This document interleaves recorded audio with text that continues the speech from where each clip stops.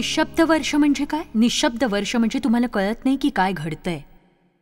तुम्ही देवाचा शब्द ऐकत नाही, तुम्हाला काहीच दिसत नाही, कशाचीही जाणीव होत नाही, सैतान तुमची दिशाभूल करतो आणि तुम्ही टिकून राहण्याचा प्रयत्न करत असता.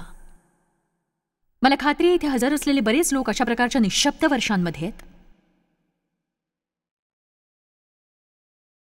वचन 2, मग परमेश्वराने मला उत्तर दिले की हा दृष्टांत लिहून काढ, पाट्यांवर ठळकपणे लिही, म्हणजे कोणीही तो वाचून धावत सुटावे, म्हणजे घाईत पुढे जाणाऱ्या कोणालाही तो वाचता यावा. आणि तो म्हणतो, तुमच्या जीवनासाठी असलेला दृष्टांत तुम्ही जपायला हवा. जे काही देववचनातून तुमच्याशी देव बोलतो, जी काही अभिवचनं देव तुम्हाला देतो, ते सगळं तुम्ही आपल्या डोळ्यांपुढे ठेवा, म्हणजे तुम्हाला ते नित्य आणि लगेच पाहता येईल. कारण जगामध्ये इतक्या घडामोडी घडत असतात आणि आपल्यावर सैतानाच्या खोटेपणाचा इतका मारा होत असतो की आपलं डोकं भणभणून जातं. देववचनाशी सहमत नसणाऱ्या इतक्या घटना आपल्या आसपास घडतात की जर आपण देवाने दिलेला दृष्टांत डोळ्यासमोर ठेवला नाही तर आपण तो विसरून जाऊ. आता हे गरजेचं आहे की तुमच्या जीवनासाठी तुमच्या पुढे एखादं ध्येय असावं. प्रत्येकालाच पूर्णवेळ सेवेसाठी पाचारण होत नसतं, पण प्रत्येकालाच एक उच्च पाचारण हे होतच असतं. प्रत्येकाला वाढण्यासाठी पाचारण झालेलं असतं. कदाचित तुमचं ध्येय असेल कर्जमुक्त होणं, तुमचं ध्येय असेल स्वतःमध्ये बदल पाहणं. तुमच्या जीवनात काही गोष्टी या देववचनाविरुद्ध असतील ज्या तुम्हाला बदलायच्या असतील. कदाचित तुम्ही रागीट व्यक्ती असाल, तुमचं ध्येय असेल आनंदी आणि शांत राहून आपल्या जीवनाचा आस्वाद घेणं. आणि कदाचित तुम्हाला अभिनेता किंवा अभिनेत्री बनायचं असेल, किंवा तुम्हाला गायक उपदेशक बनायचं असेल, किंवा सुवार्तिक बनायचं असेल. तुमचं ध्येय काही असो, मला आशा आहे की तुमच्या जीवनाचं काही ना काही ध्येय तर असेलच आणि तुम्ही ते ध्येय आपल्यासमोर ठेवायला हवं. कारण सैतान स्वप्नचोर आहे. तो नेहमी आपली स्वप्न पायदळीत उडवतो किंवा अशा गोष्टी घडवतो ज्या अकाली जन्मलेल्या गर्भाप्रमाणे निर्जीव असतात, किंवा तो अशी परिस्थिती निर्माण करतो की आपण देवाची वाट न पाहता त्याचीच इच्छा पूर्ण करतो. किती जणांना हे मान्य आहे की देवाची वाट पाहणं खूपदा कठीण असतं, कारण हा दृष्टांत नेमिलेल्या समयासाठी आहे आणि तो शेवटास जाण्यास स्वतःच प्रयत्न करीत आहे. तो फसवावयाचा किंवा निराश करावयाचा नाही. त्यास विलंब लागला तरी त्याची उत्सुकतेने वाट पहा, तो येईलच. त्याला विलंब लागावयाचा नाही. हा दृष्टांत नेमिलेल्या समयासाठी आहे आणि नेमिलेल्या वेळेबाबतीत मजेशीर गोष्ट अशी की कुणालाच ठाऊक नाही ती कधी येईल. या खोल आत्मिक गोष्टी आहेत. हो, नेमलेल्या समयी तो येईलच. हो, नेमलेल्या वेळी तो न चुकता येईल. आपण उत्साहित होतो या विचाराने की आपल्याला देवापासून वचन मिळालंय, पण खरं तर आपल्याला काहीच माहित नसतं की तो नक्की पुढे काय करणार आहे, केव्हा येणार आहे. त्याला वाटतं आपण स्वतःला त्याच्यावर सोपवावं. देवाने तुमच्या मुलाच्या किंवा जोडीदाराच्या जीवनात काम करावं अशी तुमची इच्छा असेल, तुम्हाला वाटत असेल की केव्हा प्रभू, केव्हा, मला कल्पना नाही, केव्हा होईल याची काळजी करू नका. फक्त वाट पाहत असताना आपलं वर्तन नीट ठेवा. हे तुमच्या लक्षात राहावं म्हणून पुन्हा सांगू का मी तुम्हाला? तुमची कोंडी केव्हा फुटेल याची चिंता करू नका, तर वाट पाहताना तुम्ही नीट वागाल याची काळजी नक्कीच घ्या. तुम्ही नक्कीच. देव जे काही करतो त्यामागे त्याचा काहीतरी हेतू असतो. बघा, तो गर्वाने फुगला आहे. वचन 4, त्याचा आत्मा त्याच्या ठाई सरळ नाही, पण धार्मिक तर आपल्या विश्वासाने वाचेल. म्हणजे प्रभूवरील विश्वासाने. जे गर्विष्ठ असतात ते स्वतःच्या इच्छेप्रमाणेच वागतात, जे फार वाईट आहे. आपण बघतो की अब्राहम आणि सारेला देवाने वचन दिलं होतं की त्यांना पुत्र होईल, आणि हे अभिवचन पूर्ण व्हायला त्यांना अपेक्षेपेक्षा जास्त वेळ लागत होता, आणि म्हणून त्यांनी स्वतःच प्रयत्न केला आणि त्यांच्या पदरी पडला इश्माएल, जो त्यांच्या शरीराच्या कर्मांचा पुत्र होता. स्वकर्मांनी देवाबरोबर जर नातं निर्माण केलं तर काय होतं याचं एक ज्वलंत उदाहरण आहे. आणि शेवटी इसहाक आला, जो खरा वचनदत्त पुत्र होता. इश्माएल या नावाचा अर्थ युद्ध आणि इसहाक या नावाचा अर्थ आहे हास्य. तुम्ही आनंद किंवा हास्याने आपल्या जीवनाचा आस्वाद घ्या किंवा आयुष्यभर युद्ध करत राहा, हे त्यावर अवलंबून आहे की तुम्हाला आपल्या जीवनाची सूत्र आपल्या हाती घेऊन स्वतःच्या इच्छेने जगायचंय की आपल्या जीवनाची सगळी सूत्र देवाच्या हाती सोपवून फक्त देवाच्या इच्छेप्रमाणेच जगायचंय.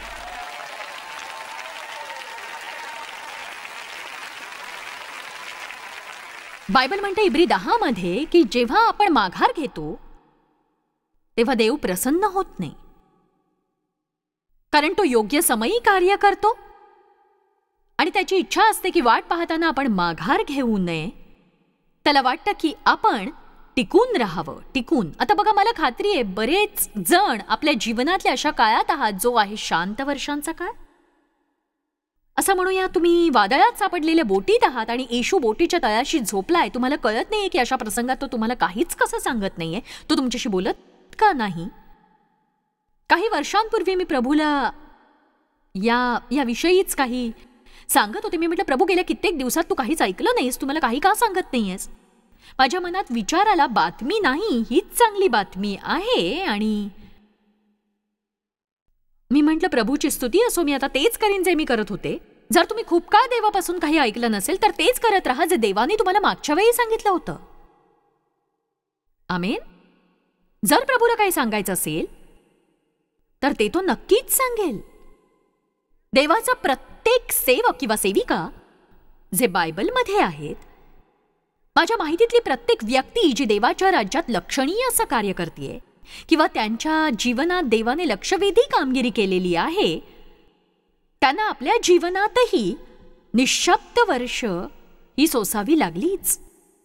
देवाने मला 1976 मध्ये सेवेत बोलावलं आणि साधारण मार्च किंवा एप्रिल महिना असेल तो, देवाने माझ्या जीवनाला फार अद्भुत रीतीने स्पर्श केला जेव्हा मी त्याला हाक मारली होती.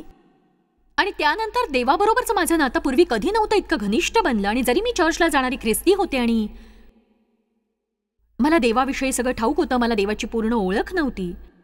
आणि हाच मुख्य फरक आहे. देवाला ओळखण्यासाठी आपण त्याचं वचन पाळून त्याचा चांगुलपणा आणि विश्वासूपणा चाखायला हवा. देवाचा अनुभव घेताना तुम्ही जे शिकता ते खरंच अद्भुत असतं. जेव्हा मी माझा पहिला संदेश ऐकला जो कॅसेटमध्ये होता, त्याचं नाव होतं cross over to the other side. मी एका वचनावर कुणालाच माझी रुची कायम ठेवून तासभर संदेश देताना कधी ऐकलं नव्हतं. खरं तर मी कुणालाच तासभर संदेश देताना कधी ऐकलं नव्हतं. आम्हाला मोठे संदेश मिळत नव्हते आणि आम्हाला मिळायचा संदेशांचा अल्पोपहार. आणि माझ्यासाठी हे अद्भुत होतं की कोणीतरी तासभर शिकवूनही माझी रुची कायम राखील. आणि मला देवाचं पाचारण झालं जेव्हा मी निजण्याच्या तयारीत होते. हे अद्भुत असतं. तुम्ही आपल्या कामात असता किंवा आपली नेहमीची कामं करत असता आणि प्रभूला तुम्ही हवे असता तेव्हा तुम्हाला ते नक्की कळवतो. मी माझा बिछाना घालत होते आणि असं नव्हतं की मी माझा आवाज ऐकला होता किंवा स्वप्न पाहिलं होतं किंवा दृष्टांत पाहिला होता. पण एक सांगू शकते, तेव्हा माझं हृदय देवाची सेवा करण्याच्या अनिवार्य इच्छेने भरलेलं होतं. एक उकळणारी अशी इच्छा होती ती. त्याच वेळी माझ्या मनात विचार आला आणि मला खात्री आहे देवानेच ते माझ्या मनात घातलं होतं. एके दिवशी मी जगभर जाऊन देववचन शिकवेन आणि माझी एक मोठी शिक्षण सेवा असेल जी लोकांना ख्रिस्ताकडे आणील. आणि त्या दिवसापासून ते या दिवसापर्यंत, ज्याला आता खूप खूप खूप वर्ष झालीत, ती उकळणारी इच्छा मला कधीही सोडून गेली नाही. ती इच्छा मला प्रेरणा देते, इच्छा राज्य करते. तीव्र इच्छेने प्रेरित होऊन आपण काय करतो ते महत्वाचं असतं. म्हणूनच असं म्हणणं मूर्खपणाचं आहे की मला हे करता येत नाही, ते करता येत नाही, मला काहीच करता येत नाही. घर स्वच्छ करण्याची तुम्हाला तीव्र इच्छा झाली की तुम्ही ते नक्कीच स्वच्छ कराल. कर्जमुक्त होण्याची तुमची तीव्र इच्छा असेल तर तुम्ही नक्की कर्जमुक्त व्हाल. आता हे ऐकून तुम्ही माझ्यावर रागवू नका, कारण मला कुणालाही दुखवायचं नाही. पण व्यायाम करण्याची तुमची तीव्र इच्छा असेल तर तुम्ही तो नक्कीच कराल. नक्कीच.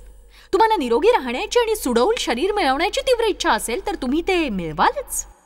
आपण सबबींवर जय मिळवायचा आहे, कारण सबबींमुळे आपण फक्त त्या डोंगराभोवती वारंवार फिरत राहतो. आणि नक्कीच मला आश्चर्य वाटतं की त्या तीव्र इच्छेमुळे मी ही सेवा गेल्या 30 वर्षांपासून करतेय. आणि बघा, मला वाटू शकत होतं की या सगळ्या गोष्टी अचानक घडतायत आणि लगेच मला जगभर प्रवास करून सेवा करण्याची संधी मिळेल वगैरे, पण खरं तर 5 वर्ष मी घरगुती शास्त्राभ्यास घेत होते, ज्यामध्ये 20-25 लोक होते. मला माझी पूर्ण वेळची नोकरी सोडावी लागली या सेवा कार्याच्या तयारीसाठी. मला वाटलं देव आश्चर्यकारकरित्या आमची आर्थिक स्थिती सुधारेल, कारण मी हा एवढा मोठा त्याग करतेय. पण 6 वर्ष आम्हाला प्रत्येक गोष्टीसाठी देवावर विसंबून राहावं लागलं. प्रत्येक महिन्याच्या बिलांसाठी सुद्धा चमत्काराची वाट बघावी लागली. हे 1-2 आठवडे नाही, 6 वर्ष चालू होतं. कधी कधी मला काहीही कळायचं नाही, हे सगळं काय चाललंय. मी म्हणायचे की प्रभू, जर तू मला बोलावलंयस आणि मी इतका मोठा त्याग केलाय, तर तू कार्य का करत नाहीयेस. आणि मी खूप रडायचे, माझा धीर खचायचा. थोड्या वेळाने पुन्हा नव्या जोमाने मी उभी राहायचे, कारण मी सांगू शकते की देववचन शिकवायला मी तोंड उघडायचे तेव्हा माझ्या पाचारणाची मला पूर्ण खात्री पटायची. जेव्हा तुम्हाला पाचारण असतं तेव्हा सगळं सोपं होतं. उपदेश करण्यासाठी मी प्रशिक्षण घेतलं नाही, संदेश बनण्याचं मी प्रशिक्षण घेतलेलं नाही, किंवा कुणाचंही मार्गदर्शन मला कधी मिळालेलं नाही. कुठलं विशेष प्रशिक्षण असं मी यासाठी कधीही घेतलं नाही. हे देवापासूनच आहे. आणि एक सांगू, मी तोंड उघडते तेव्हा देवाचं कृपादान माझ्याद्वारे कार्य करतं, आणि हे पाहून इतरांप्रमाणेच मीही थक्क होते आहो.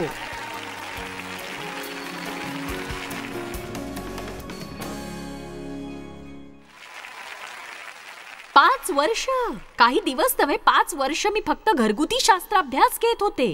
त्यासाठी पैसे मिळत नव्हते. लोक निघून गेल्यावर कुणी मला घर स्वच्छ करू लागत नव्हतं. लोक फक्त कुरकुर आणि तक्रार करण्याची कारणं शोधायचे हो त्या लहानशा शास्त्राभ्यासातही. पण तरीही ते यायचे आणि मी त्यांना शिकवायचे, ते यायचे, मी त्यांना शिकवायचे. 5 वर्षांच्या अखेरीस देवाने असं म्हटलं की बघ, मी एक नवीन गोष्ट करतो. मी म्हटलं हो, ओ चला आता चला. पण वर्षभर काहीही झालं नाही. असं वाटत होतं जसं देवाने मला नीटनेटकं करून ठेवलंय. मी मात्र काहीच करत नाहीये, काहीही नाही. मी फार गोंधळलेले होते. आणि नेमकं याच वर्षी सैतानाने माझी खात्री पटवली की मी सेवा वगैरे थांबवून आधीप्रमाणेच एक सामान्य गृहिणी बनून राहावं. मग माझी शेजारीण मला शिवणकला शिकवू लागली. आणि मी डेव्हला सुचवलं की आपण घराच्या पाठीमागे टोमॅटो उगवून बघूया. आणि मी टोमॅटोंची शेती करून माझ्या पतीचे कपडेही शिवणार होते. आणि ते वर्ष एक दुःस्वप्न होतं. मला टोमॅटोंची घृणा होती, कपड्यांची घृणा होती. मी डेव्हसाठी एक आखूड पॅन्ट शिवली. तिची हातशिलाई या दिशेने येण्याऐवजी ती त्या दिशेने आली, अशी उलटी वर, की जे तर विजारीपेक्षा लांब होते. ज्यासाठी तुमचा अभिषेक झाला नाही ते करण्याऐवजी तुम्ही ते का करत नाही ज्यासाठी तुमचा अभिषेक झालेला आहे. आणि मग टोमॅटो काढण्याची वेळ आली. मी सगळं साहित्य तयार ठेवलं आणि रात्रीतून काळ्या किड्यांचं एक मोठं सैन्य आलं. आणि ते काळे होते कारण टोमॅटोना पडलेली भोकं काळीच होती. माझ्या सगळ्या टोमॅटोंचा नाश झाला. मी लगेच माझ्या शेजारणीला बोलवलं, जी अगदी माझ्या शेजारीच राहत होती. आणि मी तिला म्हटलं, आपल्या सगळ्या टोमॅटोंची नासाडी झालीये. किड्यांनी सगळे टोमॅटो खाल्ले. ती बाहेर पळाली. तिने मला हाक मारून म्हटलं, माझे टोमॅटो चांगले आहेत, त्यांना काहीच झालेलं नाही अगं. तेव्हा मी देवाला म्हटलं, तू माझे टोमॅटो का नाही सांभाळलेस. तो म्हणाला, मी तुझे टोमॅटो सांभाळायला बांधील नाही, मी तुला ते पिकव असं सांगितलं नव्हतं. तर ते वर्ष होतं फक्त मूर्खपणाचं. आणि मला वाटलं काहीच घडत नाहीये, काहीच घडत नाहीये, काहीच घडत नाहीये, काहीच. पण एक सांगू, काहीतरी घडत होतं. कारण मी त्या वर्षी काय शिकले माहितीये, जे मला पुढच्या पातळीवर जाण्यापूर्वी शिकणं गरजेचं होतं. मी हे शिकले की मी स्वतःची तुलना कुणाशीही करू नये. आणि असं वाटून घेऊ नये की मी दुसरं कुणीतरी असायला हवं. जे जगाच्या दृष्टीने सामान्य आहे ते मी माझ्या जीवनात लागू करण्याची गरज नाही. मला देवाच्या मागे चालून सकारात्मक दृष्टिकोन ठेवण्याची गरज आहे. कारण यासाठीच देवाने मला पाचारण दिलंय. देवाने त्या वर्षी खूप काही केलं, पण त्याने माझ्या परिस्थितीमध्ये काहीच केलं नाही. त्याने माझ्यात कार्य केलं. आणि जर तुम्हाला वाटतं तुमच्या जीवनात काहीच घडत नाहीये, तर याचं कारण असं आहे की तुम्ही फक्त आपल्या परिस्थितीकडे पाहताय. पण तुमच्या आतमध्ये काय घडतंय याच्याकडे जरा नजर टाकून बघा. त्या निशब्द वर्षांमध्ये तुम्ही कसं वागता त्यावर तुमचं भविष्य आहे. तुम्हाला प्रभूचं पाचारण झालंय म्हणून तुम्ही ते पूर्ण कराल असं नाही. बोलावलेले पुष्कळ जण, पण निवडलेले थोडेच आहेत. किंमत ही चुकवावी लागतेच. आणि प्रत्येक जण यासाठी तयार नसतो. आपल्या तारणासाठी येशूने किंमत मोजली. जर आपल्याला देवाचा अभिषिक्त बनायचंय तर आपल्या जीवनात पवित्र आत्म्याची उपस्थिती दिसायला हवी. किंमत मोजावी लागते. तुमच्या आधीच्या जीवनापेक्षा तुमचं आत्ताचं जीवन तुम्हाला बदलावं लागेल. देव तुम्हाला त्या गोष्टी शिकवेल ज्या त्याला तुम्हाला शिकवायच्या आहेत, ज्या कुठल्याही बायबल कॉलेजमध्ये शिकता येणार नाहीत, आणि त्या फक्त देवापासूनच शिकाव्या लागतील. माझ्या जीवनातले बहुतेक अमूल्य धडे देवाने मला किराणा दुकानात नेऊन शिकवलेले आहेत. आता हे सगळं सांगायला माझ्याकडे वेळ नाहीये, पण देव तुम्हाला कुठेही शिकवू शकतो. येशूचीही शांत वर्ष होती. लूक अध्याय 2 वचन 21. 8वा दिवस म्हणजे सुंतेचा दिवस आल्यावर त्याची सुंता करण्यात आली आणि त्याचे नाव येशू ठेवण्यात आले. हे तो उदरात संभवण्यापूर्वीच देवदूताने ठेविले होते. पुढे मोशेच्या नियमशास्त्राप्रमाणे त्यांचे म्हणजे आईचे आणि बाळाच्या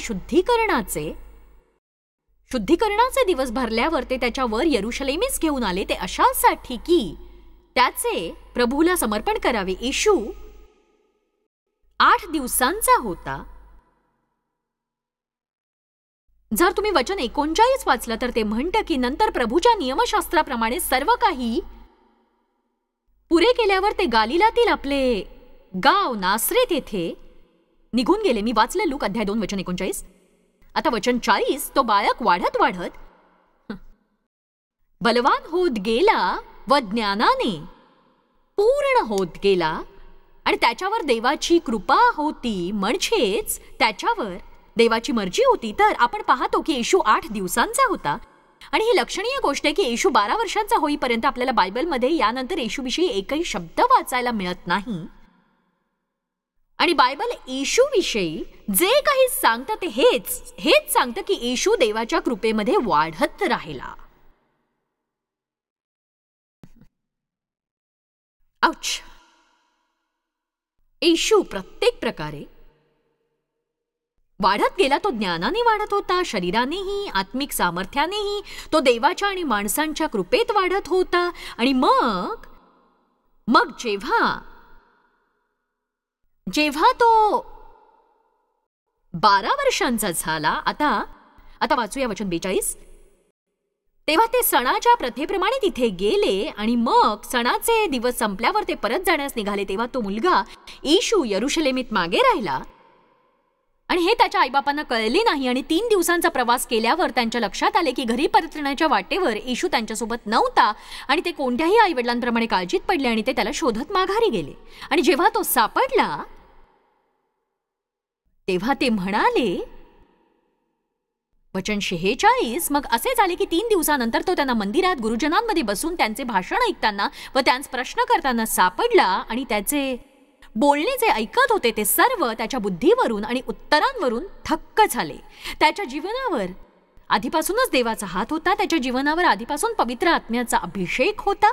त्याच्या बुद्धीवरून आणि उत्तरांवरून ते सर्व थक्क झाले. वचन 48 बघूया. त्याला तेथे पाहून त्यांना आश्चर्य वाटले आणि त्याची आई त्याला म्हणाली, बाळा, तू आमच्याबरोबर असा का वागलास? पहा, तुझा बाप आणि मी कष्टीहून तुझा शोध करीत आलो. आम्ही तुझ्यासाठी काळजीत होतो. तो म्हणाला, तुम्ही माझा शोध करीत राहिला हे कसे? माझ्या पित्याच्या घरात मी असावे तुमच्या ध्यानात आले नाही काय? म्हणजे मी माझ्या पित्याच्या कामात रमलो होतो. आता बघा, इथे आणखी एक गोष्ट अद्भुत वाटते. प्रभू येशूचं वय काही पित्याच्या कामात रमण्याचं नव्हतं, कारण ते त्याला घरी घेऊन गेले आणि त्यानंतरची 18 वर्ष तो तिथेच राहिला. आणि बायबल असं म्हणतं की तो वाढत गेला. बघा, आत्ताची जबाबदारी तुम्हाला घ्यावीशी वाटते ती घेण्यात काही गैर नाही. तुम्ही ती सहजपणे घेऊ शकता जेव्हा तुम्हाला देवाचं पाचारण होतं किंवा जी जबाबदारी देव तुमच्यावर सोपवतो त्या जबाबदारीने भारून जाऊन तुम्ही ते घेऊ शकता. पण देवाच्या इच्छेविरुद्ध काही करू नका. दैहिक इच्छांवर ताबा मिळवा. प्रत्येक गोष्ट देवाच्या वेळेत करा. मला नेमकं काय सांगायचं ते समजतंय का तुम्हाला? अवेळी जन्म घेणं हे फारच सोपं असतं, किंवा निराश होऊन वस्तू इकडे तिकडे फेकून देऊन माघार घेणंही सोपं असतं. एक सांगू का मी तुम्हाला? माघार घेण्यासाठी विशेष कौशल्य लागत नाही. कोणीही ते करू शकतं. पण तुमच्या जीवनात पवित्र आत्म्याचं सामर्थ्य आहे ज्यामुळे तुम्ही तग धरून राहू शकता आणि असामान्य गोष्टी करू शकता. आता बघा, तुम्हास त्या 2 शब्दांमधल्या गोष्टी पाहण्यासाठी काही गोष्टींमधून जाण्याची नितांत गरज आहे. आणि वचन म्हणतो तो वाढत गेला. पण बघा, वाट पाहण्यामागील यातना या समजण्याच्या पलीकडच्या असतात. पित्याच्या कामाविषयी प्रभूला असलेली उत्सुकता आपल्या समजण्या पलीकडची आहे. पण तरीही तो आपल्या आईवडिलांसोबत नासरेथास गेला. वचन 51 म्हणतं, आणि तो त्यांच्या बरोबर खाली नासरेथास गेला, आणि मला हे आवडतं, आणि तो सवयीनुसार त्यांच्या आज्ञेत राहिला. बघा, देवाने आपल्याला इतर कुणावरही अधिकार देण्यापूर्वी आपण सध्या आहोत त्या अधिकाराखाली कसं राहायचं याची स्वतःला सवय करून घेतली पाहिजे, आणि प्रत्येकानेच ते शिकायला हवं. हो, आता मी इथे येऊन तुमच्याशी काही बोलणार आहे, कारण मला काय म्हणायचं ते तुम्हाला चांगलं कळेल.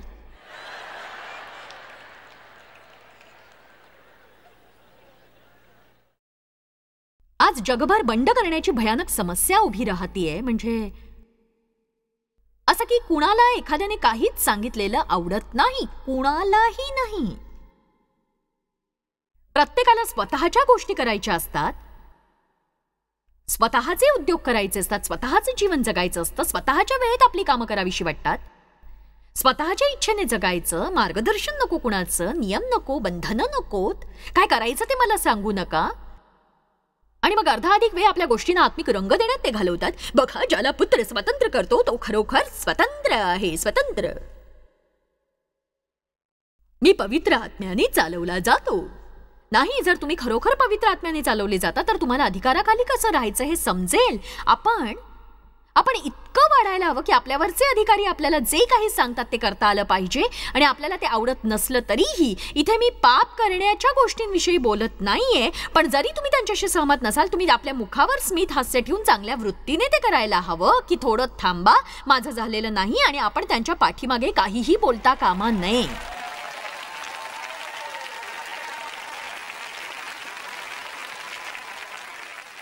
मी जरा निवांत बसून आईच्या मायेने तुम्हाला 4 गोष्टी सांगते.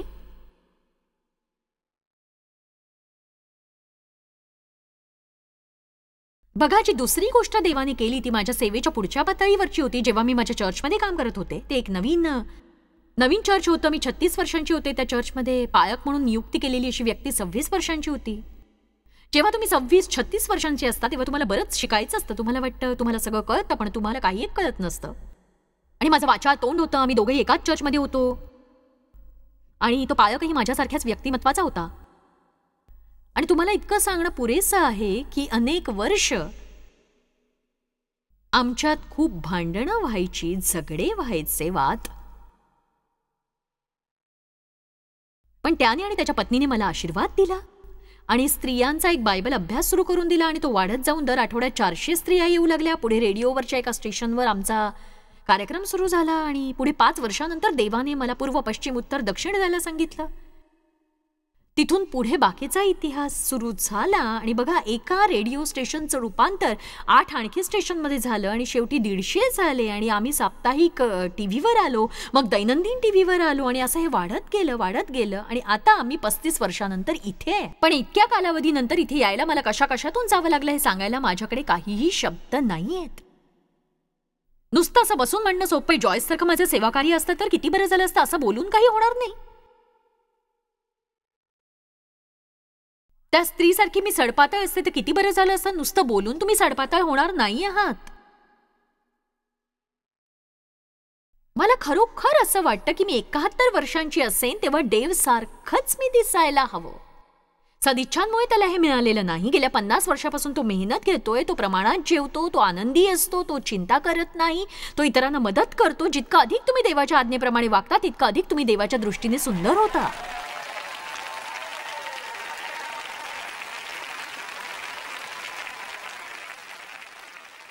एक गोष्ट मला प्रयत्नपूर्वक शिकावी लागली, ती म्हणजे चांगल्या मनोवृत्तीने अधिकार स्वीकारणं. जरी मला सांगितलेली गोष्ट योग्य वाटत नसली तरी, आणि जरी मला योग्य रीतीने वागवण्यात येत नसलं तरी, मला प्रयत्नपूर्वक माझ्या चेहऱ्यावर स्मितहास्य ठेवून चांगल्या मनाने अधिकार कसा स्वीकारायचा ते शिकावं लागलं. आणि माझ्यावर असलेल्या अधिकाऱ्यांविषयी मी कधीही तुच्छतेने बोलले नाही, हे सुद्धा मला शिकावं लागलंच. तुम्हाला हे नीट कळलं की नाही हे समजण्यासाठी मी थोडा वेळ थांबणार आहे, कारण ही गोष्ट तुम्हाला नीट कळली नसेल तर पुढे जाण्यात काही एक अर्थ उरणार नाही, हे लक्षात घ्या तुम्ही.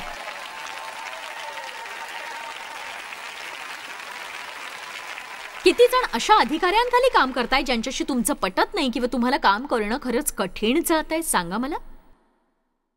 ठीक आहे, आता बघा, तुम्ही अशा ठिकाणी असाल जिथे तुम्हाला वाईट रीतीने वागवलं जात आहे. एक सांगू, देव तुम्हाला यातूनही शिकवेल. वाईट वागणूक मिळाल्यावर कसं वाटतं हे तो शिकवेल. म्हणजे जेव्हा तुम्ही अधिकार पदावर जाल तेव्हा इतरांना तुम्ही वाईट वागणूक देणार नाही कधीही.